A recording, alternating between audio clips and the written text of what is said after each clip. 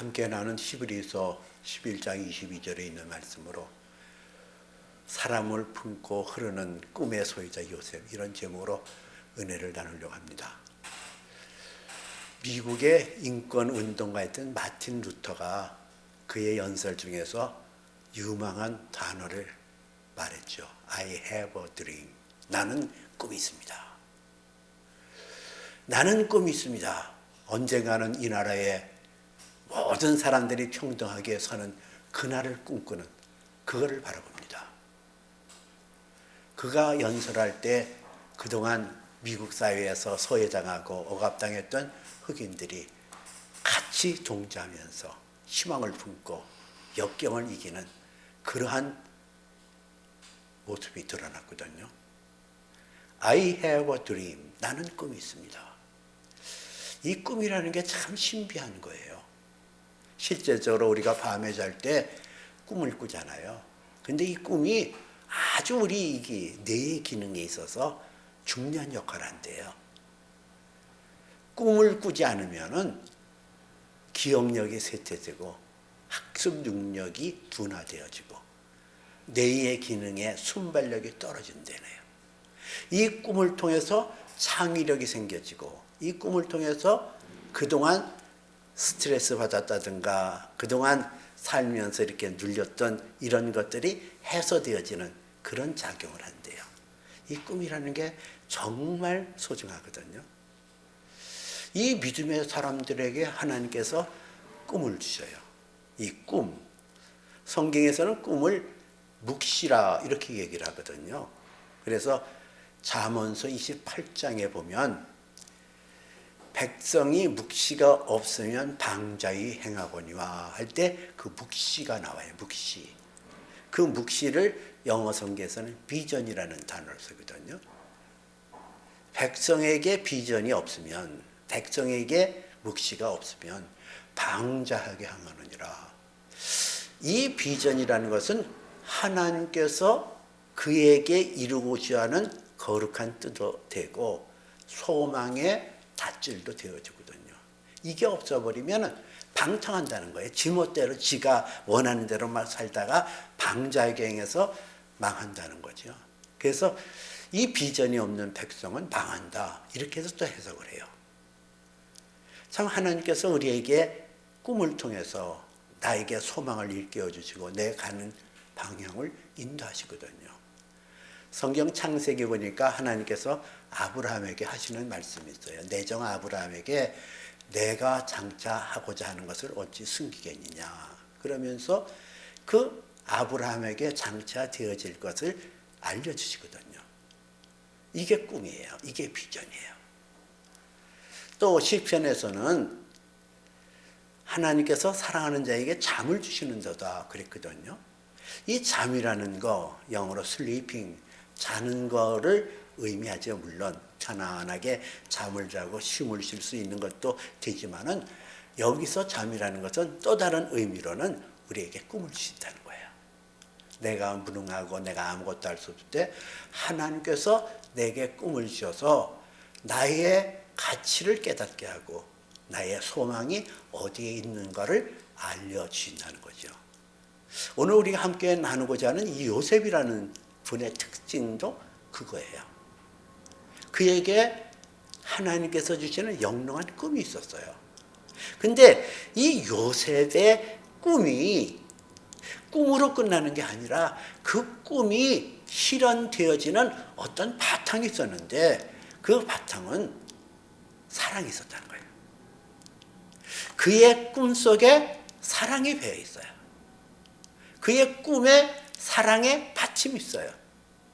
실제적으로 그의 선조들 아브라함이 있고 이삭이 있고 야곱이 있잖아요. 근데 그들이 한결같이 특징이 있어요. 아브라함은 자기 아내 사레를 무척 사랑했어요. 그럼 어떻게 할 수 있냐? 당시 고대 근동 지역에서는 자기 아내 하나만 사는 경우가 드물었는데 아브라함은 자기 아내 하나로 만족했어요.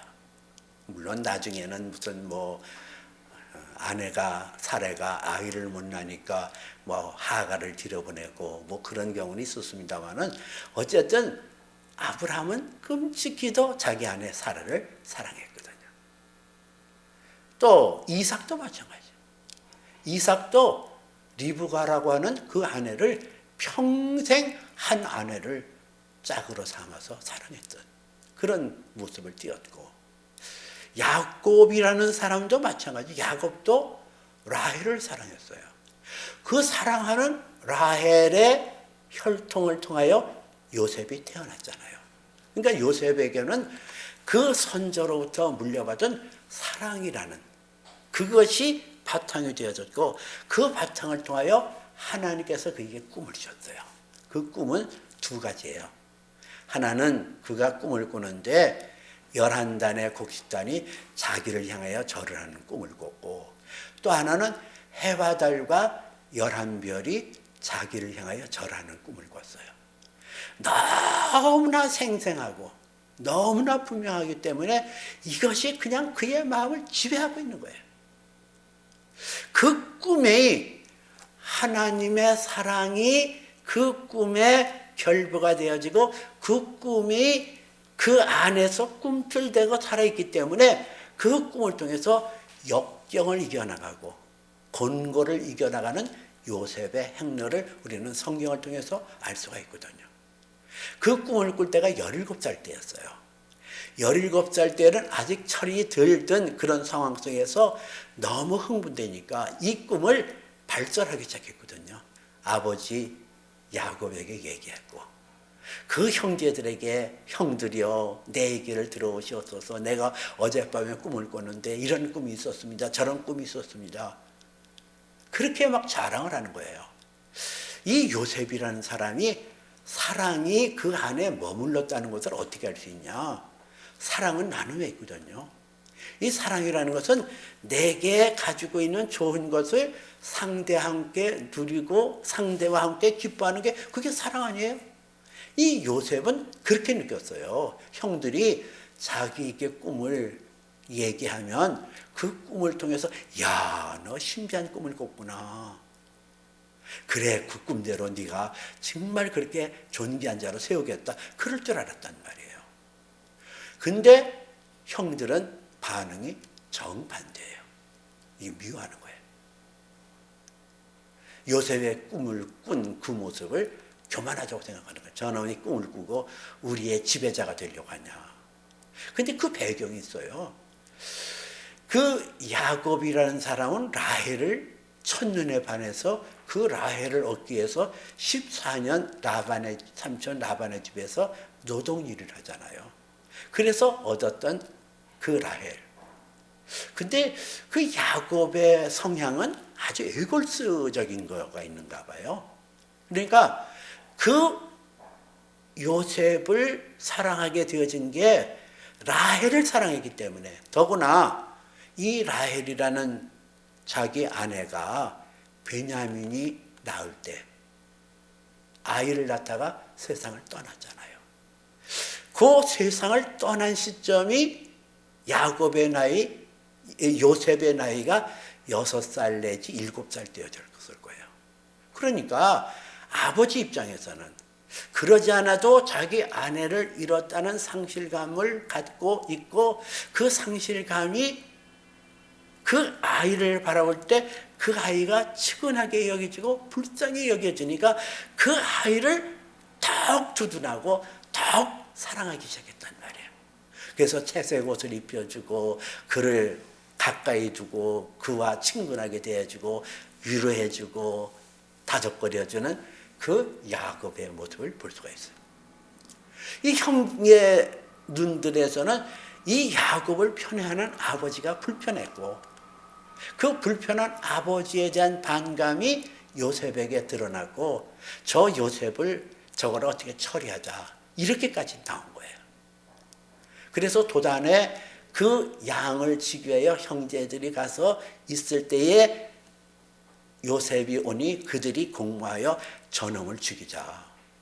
그리고 구덩이에 빠뜨리잖아요. 그 팔레스타인에서는 건기와 우기가 이런데 우기가 되어지면은 그 빗물을 담아서 그 빗물을 가지고 가축대를 먹이는 것이 그 당시에 그들이 가졌던 풍습이었거든요. 그러니까 양을 기르는 목조지에 구덩이를 파놓던 것이 건기가 되면은 그 구덩이가 마르게 되는데 그 구덩이 속에 빠뜨려 놓자. 그래서 요셉을 공무해서 거기다가 빠뜨렸어요. 여기서 이게 배반감이 굉장히 크잖아요. 같은 형제가. 아니, 죽이자고 덤벼들어서 그때 그거를 끌고 가지고 그냥 그 수렁에, 그 구덩이에 빠뜨리고 그 구덩이에는 진흙이 남아있어서 그냥 거기서는 어떻게 혼자 헤쳐나올 수 없는 그런 깊은 구덩이에 빠뜨려 놓은 형들. 여기서 이 요셉이라는 사람이 어떠한 감정을 느꼈을까요? 여러분, 여기 십자가예요. 억울하잖아요. 배반이잖아요. 아니, 뭘 잘못했어요? 형들에게 뭘 잘못한 것도 없는데 그 요셉을 웅덩이에 떨어뜨려 죽게 만들어주는 그 사건이 십자가를 상징하고 있어요. 여러분, 하나님께서 우리를 사랑하셔서 오늘도 변함없이 성령을 통하여 꿈을 주시거든요. 성령을 통하여 하나님의 소망을 주시거든요. 성령을 통하여 우리의 가는 길을 밝히 주시거든요. 근데 그 가는 길목에 요셉이라는 사람도 구덩이에 빠뜨려서 형제들의 배반을 당하고 죽음의 그 무서운 고통을 겪어야 했던 것처럼 우리 믿음의 사람도 이 과정을 겪어요. 십자가. 그 십자가에서 왜 뭐가 필요한가? 십자가에서 예수님께서 십자가에서 고백하신 내용이 나오죠. 하늘에 계신 아버지를 향하여 저들이 자기의 죄를 알지 못합니다. 저들의 죄를 용서해 주옵소서. 이게 십자가에서 예수님이 하신 말씀이라고 한다면 우리가 예수님의 걸어가신 그 십자가를 가는 데 있어서 우리의 필요한 건 뭐예요? 하나님 앞에 나의 죄를 돌아보고 회개하는 거예요. 이 요셉도 회개가 필요했어요. 만약에 그가 그 구덩이 속에서 절망 속에서 자기를 돌아보고 자기에게 나타났던 죄의 근원지를 파헤쳐서 회개하지 않았더라고 한다면 그의 꿈이 그를 교만하게 했을 거고 그의 꿈이 자칫 자기의 욕망의 수단으로 전락될 수 있었어요. 깊은 웅덩이에서 소리쳐 울고 절망 속에서 하나님 앞에 구하다가 자기의 죄를 발견한 거예요. 형들이 잘못한 비위가 있으면 아버지에게 고자질했고 아버지는 그 비위를 들어서 그 형들을 꾸짖었던 그때 그 사건들. 내가 정말 형들의 마음을 아프게 했구나. 내가 아버지 나를 사랑한다는 그 빌미로 해서 형들의 사정을 이해치 못하고 형들의 잘못한 것을 고자질하는 나는 악인이었구나. 그리고 그냥 그 안에서 회개가 터져 나왔잖아요. 회개가 터져 나오면서 형들이여 나를 불쌍히 여겨주세요. 나를 건져주세요. 형들 내가 잘못했어요. 근데 그 형들에게 잘못했다고 비는 그 요셉은 진실에서 나온 거거든요. 그의 외침을 듣고 형들 중에 유다라는 분이 나타나서 밧줄을 내려보내고 그를 끌어올리면서 하는 얘기가 얘야 너 살아만 있어라. 살아만 있어라. 그리고 그 요셉을 미디안 대상에게 팔아서 애굽의 보디발이라고 하는 경호대장 집에 들어가게 하는 그 일을 경험하게 되어져요. 여러분, 이 요셉이라는 사람이 웅덩이에 빠졌다가 다시 살아난 사건은 예수 그리스도의 십자가와 부활을 예표하고 있거든요. 그 십자가를 통과하면서 내 생명의 가치가 얼마나 존귀한가, 내가 살아있다는 이 자체가 얼마나 황홀한가, 내가 이 생명이 부지할 수 있다는 게 얼마나 귀한가, 십자가를 통과하면서 생명의 소중함을 아는 거예요. 생명의 소중함, 그리고 그에게 임했던 꿈이 하나님의 사랑과 그 사랑에 연루되어서 있는 그 꿈이 점차 그의 마음을 지배하고 있고, 그 마음을 지배한 그가 선박하게 굴지 아니하고 의연하고 당당하게 그런 모습이 나타나요. 그의 나이 청춘에 17살 때 보디발의 집에 들어가서 얼마나 성실하고 얼마나 지혜롭게 행했는지 보디발이 그에게 가정의 집사로 삼아서 그에게 전권을 주는 그런 놀라운 일을 하는 거예요. 이 젊은 청년이 아주 지혜롭고 총명했고 부지런하고 순결하고 그 모습이 얼마나 보기 좋았는지 그의 보디발의 아내가 그를 유혹하는 거예요. 당시에 보디발의 아내는 아마 애굽에서 출중한 미인이었을 걸로 추정해요. 또 그 당시에는 온 세계의 최고의 문명국이었던 에집트, 애굽에서 그 문명과 문화 속에서 얼마나 화장품이 잘 발달할 것이며 의복이 얼마나 발달했겠어요. 그런 여자가 젊은 청년을 유혹하는데 여러분 보십시오. 십자가를 통과한 사람은, 십자가에서 그의 마음속에 영롱한 꿈이 있는 사람은, 십자가를 통하여 하나님의 사랑이 내 가운데 철철 넘치는 사람은 죄를 이길 수 있는 힘이 생기는 거예요. 그거를 물리치는 게 쉽지가 않아요. 젊은이의 정력이 있어요. 젊은이의 그 어떤 무엇이 있어요. 꿈틀거려요. 그러나 십자가를 통과한 사람은 죄를 단호하게 잘라버리고 죄를 이길 수 있는 권세와 권능이 있다는 사실이에요. 우리가 이 세상에서 살면서 하나님께서 우리에게 꿈을 주시는 것은 그 꿈을 통하여 세상을 이길 힘을 주시거든요. 이 꿈에 믿음이 결부되어지고 하나님의 사랑이 결부되어질 때 우리는 세상을 이길 수가 있는 거예요. 그리고 순결할 수가 있는 거지요. 이 요셉이라는 사람이 꿈에 대하여 늘 연구했던 것으로 봐져요. 내게 이 주어진 이 꿈, 이거는 뭘 이루려고 할까?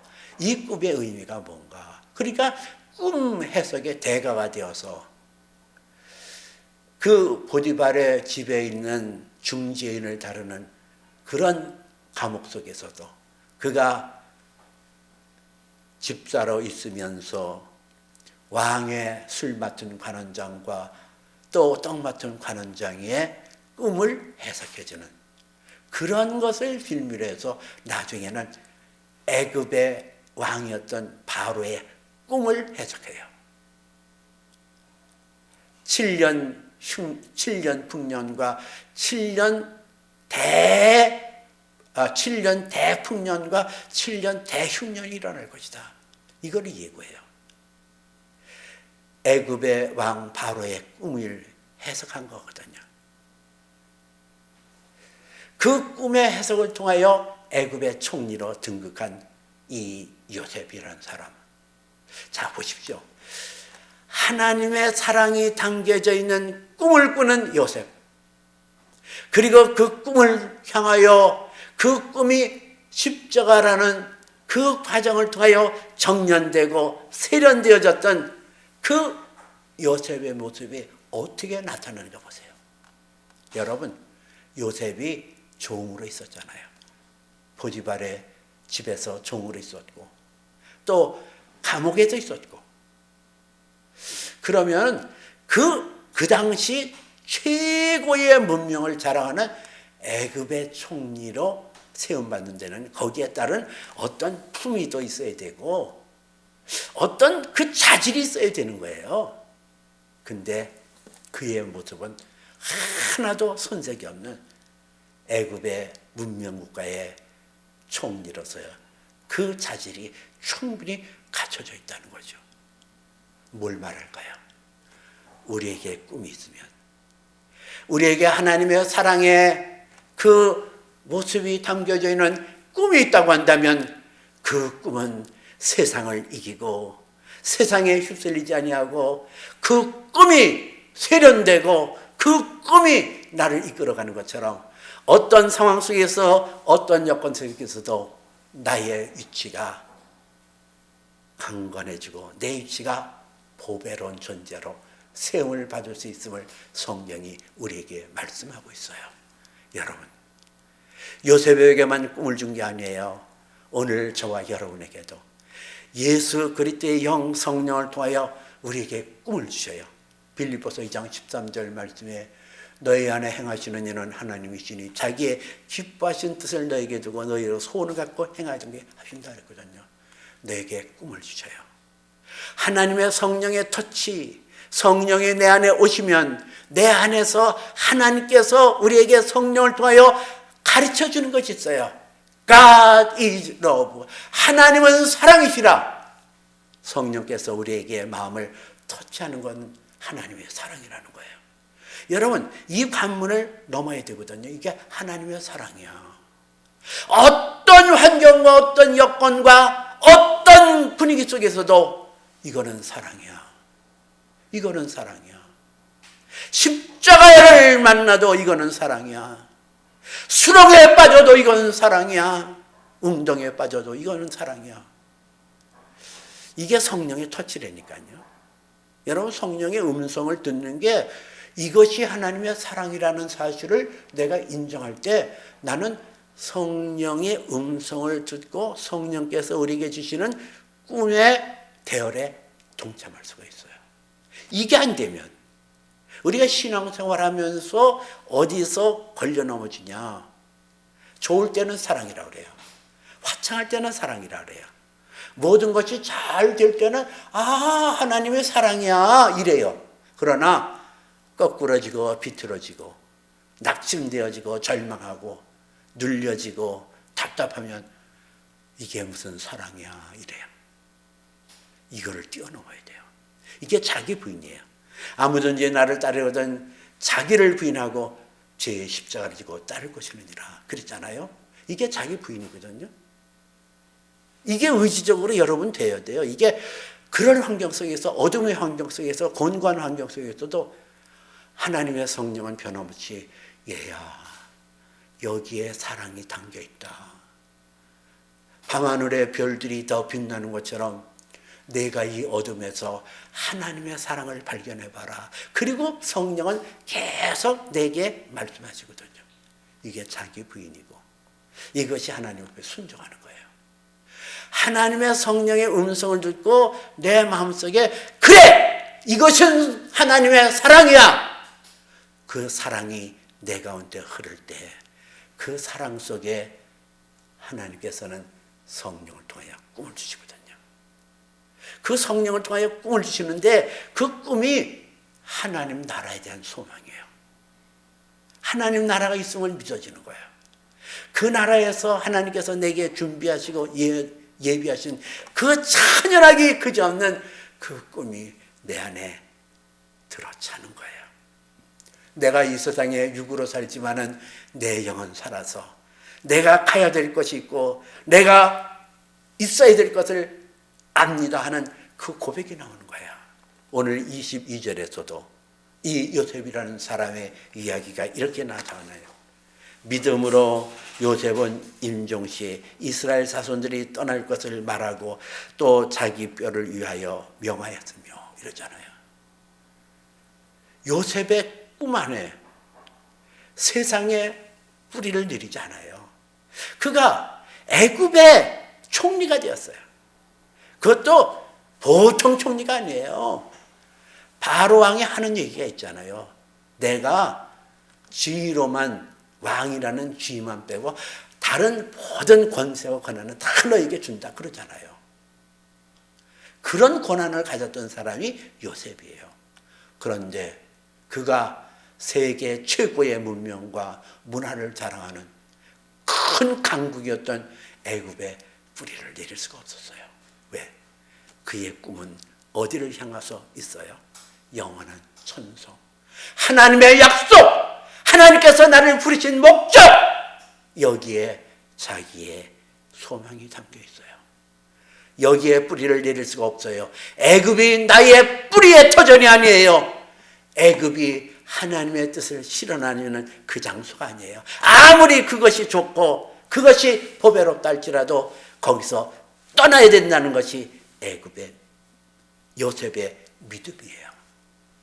하나님께서도 우리에게 성령을 통하여 하나님의 사랑을 주장하면서 우리에게 천국이 있음을 발견하고 이 땅에 내 뿌리가 있는 것이 아니라 영원한 하나님 나라가 있다는 사실이 믿어지고 그 나라를 향하여 소망으로 날마다 줄다름칠 때 하나님께서는 세상에서 지혜를 주시는 거예요. 지혜와 총명. 애굽 땅에서 7년 풍작을 통하여 곡식을 거두어서 그 곡식을 저장 창고에 다 쌓아놓게 하고 7년 흉년 때에 그것을 풀어서 애굽의 백성과 나중에는 요셉의 그 모든 형제 부모들까지 다 거기서 생명을 얻게 하는 놀라운 축복의 근거가 되는 것처럼 하나님께서 지혜를 주시면, 하나님께서 총명을 주시면, 마땅히 행할 바를 깨달았게 해주시면 그의 삶이 형통할 수 있거든요. 꿈을 주시는 자에게 하나님께서 지혜를 주셔요. 꿈을 통하여 하나님의 지혜와 총명을 통하여 이 세상에 물들지 않고 세상을 이기게 하면서 하나님 나라를 향하여 전진을 하면서 그 나라와 의로하여 힘써 일하는 나를 발견하게 되어져요.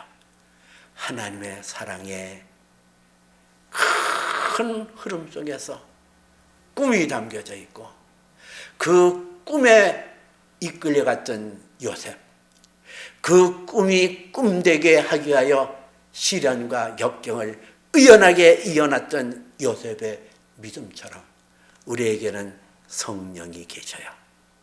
우리에게는 성령의 기름 부심이 있어요. 우리에게는 성령의 이끄심이 있어요. 그 성령이 날마다 하나님의 사랑을 우리에게 감동으로 가르쳐주고 있거든요. 그 성령이 우리에게 꿈을 꾸게 하시거든요. 나의 가는 길을 밝게 보여주시거든요. 그리고 그 가는 길에 내게 지혜 주시고 총명을 주셔서 어떻게 행해야 되는지 그 방법을 우리에게 알려주심으로 하나님께서 우리를 높이시고 복되게 해 주신다는 사실을 여러분 믿으시고 요셉의 그 사랑의 품 안에 있는 요셉처럼 하나님의 사랑에 거하고 그 사랑 속에서 참연한 꿈들이 날마다 성취되어지는 은혜와 축복을 누리시기를 주님의 이름으로 축복해 드립니다. 기도합니다.